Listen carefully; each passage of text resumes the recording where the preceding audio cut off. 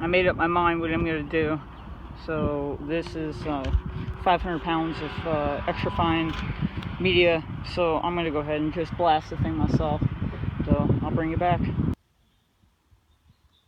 Well, wouldn't you know it, I actually did get started yesterday on the blasting, and sure enough, you know, with the threat of rain, and it sure happened. But it was funny because I actually kind of watched all of this flash rush just happen. I was pushing the cart back into the garage, and skies opened up, and next thing you know, I've got freaking big fat raindrops coming down and hit the cab, and this is the result. So now I've got to deal with the flash rust.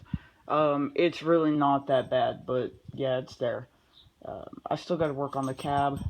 Outside, outside, get out. Okay, gotta work on the floor in here. Um, yeah, everywhere you see the flash rust is where it got wet. I mean, it literally took minutes for that stuff to form. So I've still got to do the floorboards back here. I've got to finish doing the back of the cab, the inside of my cab corners, and I've got to do the back of the cab because I haven't finished that yet. I did do part of the roof, which I used like glass bead on that one. I had a couple boxes of glass bead left over from a buddy using the blaster, so I just used that on the roof, and it wouldn't have mattered anyway. It was actually the black abrasive actually works better. So as for my cab corners, they're not as bad as you'd think. I mean, I have a little bit of a hole. Let's see if I can do this right about there, and one there, and then of course on this one right there in the corner, and I have new ones on the way. Alright, well, I decided after work today to come back and just re-sandblast the areas that got the flash rust that I had problems yesterday, and I did a little bit more blast, and the only thing I didn't get to was on the roof. I'm probably just going to take a DA sander to that. I have about 100 pounds of grit left. As you can see, I have all this shit on the ground too. But this portion of my cab floor is pretty much impossible to get out with recycled grit, so I'm going to go ahead and just use that 100 pounds right now and then just take as much of this out as possible. I'll bring it back when I get this in the garage. Alright, here we go. I got it inside. As you can see, I didn't get it down to white metal here. I did the best what I could with what I was doing, and it started getting dark at me when I was doing this portion, and I was just having to go back and forth, you know, 3 times per spot in order to get it down to white metal. So I was getting a little nervous on that and decided, you know what, that's good enough. I could take a DA to it, see if I can knock the rest of that little bit of primer off. I skipped the roof again. I did not do the roof again tonight. As you can see, there's a little flash rust because I did get rained on a little bit yesterday, but overall it cleaned up pretty well. But this whole section right here, and as you can see from the corner here, it's nothing but dents, so I'm going to have to spend a lot of time working those. My intention is to not put there's too much filler in there. Didn't pop any more holes than what was already here. Cab floor, I spent way too much time trying to get that crap off.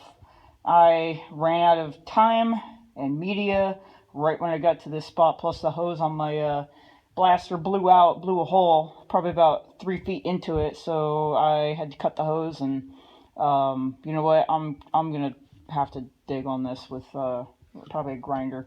It was actually the easiest way to get it off. A flap disc just caked up too quick, and also a paint eater didn't even work on that stuff. So, but the rest of it here in the center and right off of the rear part of the transmission hump didn't really have a problem.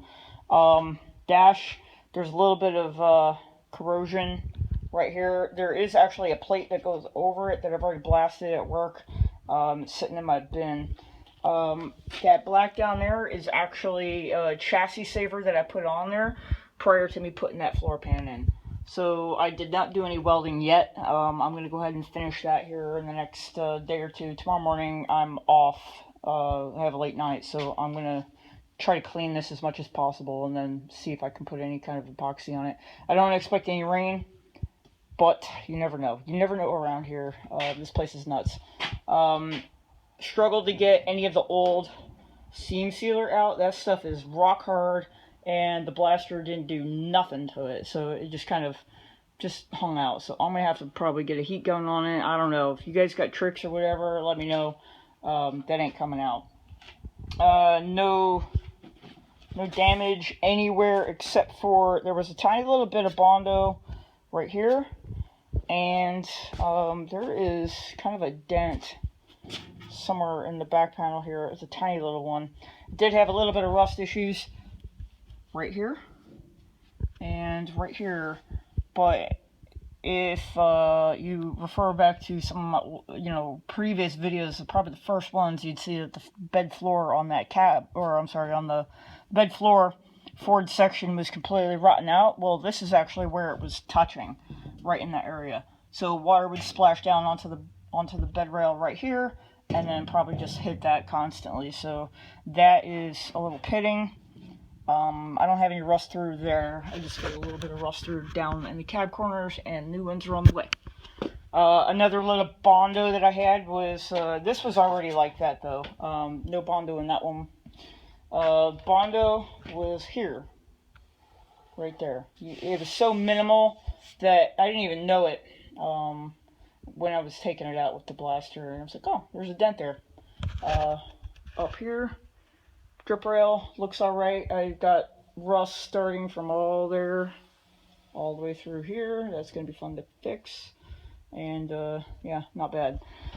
Inside the roof, got a lot of deep corrosion. I hit it with the blaster the best I could, but not all of it comes down. That is probably the case for some OSFO or Fast Etch or something. I talked to people on the forum board. This cabs or roof support, I'm going to pop down. There's 3 little tack welds here. I'm going to grind those off, drill them out, and then take this whole support down, and then try to clean up under there too. So yeah, that needs some work. Under the dash, we're actually looking really good. I mean, I know it's dark in here, but look really, really good. Not a whole lot of corrosion up in there. I've got old seam sealer. I mean, that's really dark. Old seam sealer stuff up in there.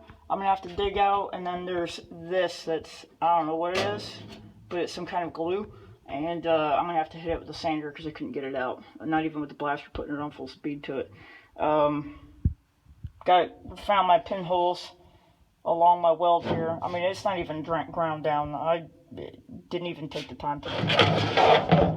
Yeah, you can see a couple right there. Not bad though. I still need to get to the cab support that's under this one.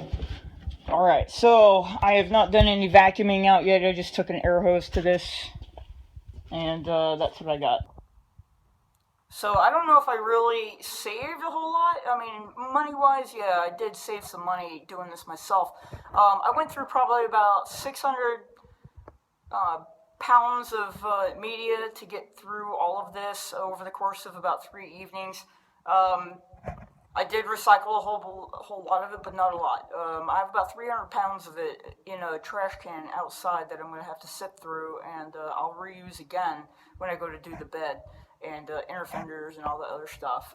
Since I've already started doing this with my blaster, I'm just going to see the whole thing out. I'm not going to pay somebody else to do it.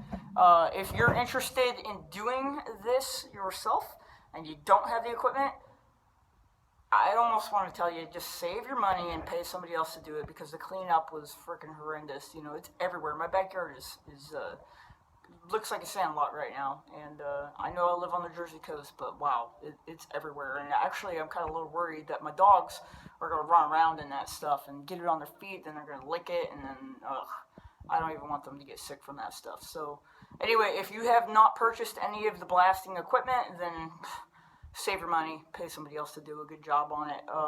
I think I probably did a better job than what the guy was going to do for me. He said $600 plus media, and he charged $15 for a 100-pound bag. He would have used all brand new media instead of recycling, and I bet you that cab floor he probably wouldn't have touched, or he would have spent an extra amount of time doing that, so that he made sure I paid a lot more money. I would have had to get my cab out of Hawk, I guess, because I couldn't have afforded to pay him more than the $600. So with that money that I did save, I bought about 1,000 pounds of media total. I have a whole bunch of bags still sitting there. I have the stuff outside that I can recycle. That is a fair amount right now for me to hang on to. I'm going to keep it in the shop for now because, every once in a while if I get a project out back, I'll go and do it till I get it done. Went and bought more epoxy primer so that as I get rolling on this, I'm not going to run out. And yeah, just saving money. I don't know, if you own the equipment, go for it, but wow, I'm filthy. I've got grit in my hair for 3 days and I can't get it out. And now I know what it's like to feel like you have arthritis because I can't move my fingers tomorrow morning. I'll wake up and I'll be like, oh, my hands, I can't move them. Holding that dead man stick for hours on end is pretty painful. So anyway, I'm going to let this go. I'm going to get inside, get cleaned up, take the dogs out, do our thing. I've got a late night tomorrow, so I got to get some rest, but all right. Thanks all for everything. If you've got any ideas about what to do for the inside of the cab roof, let me know. I've heard phosphoric acid, whatever. I've got this stuff called Fast Etch from Eastwood that I can put up on there. It's kind of like navel jelly. Got to put it on there, and then at some point you're going to have to wash it off or clean it off prior to priming. Anyway, if you guys got an idea, let me know. I'm going to start working on cleaning up my shop tomorrow, and then hopefully get this in primer before I ruin all of my project. Alright, take care. See you soon. Bye.